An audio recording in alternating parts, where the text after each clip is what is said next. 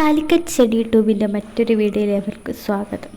കാലിക്കറ്റ് യൂണിവേഴ്സിറ്റിയുടെ 4th semester എക്സാമിൻ്റെ result കഴിഞ്ഞ 8-ാം തീയതി മുതൽ കഴിഞ്ഞ ദിവസങ്ങളിലായി 3 ഇയർ ഡിഗ്രീൻ്റെ സപ്ലിമെൻ്ററി ഇംപ്രൂവ്മെൻ്റ് റിസൾട്ടും ST സ്റ്റുഡൻസിൻ്റെ 4th സെമ്മിൻ്റെ റിസൾട്ട് യൂണിവേഴ്സിറ്റി പബ്ലിഷ് ചെയ്ത് വരികയാണ്.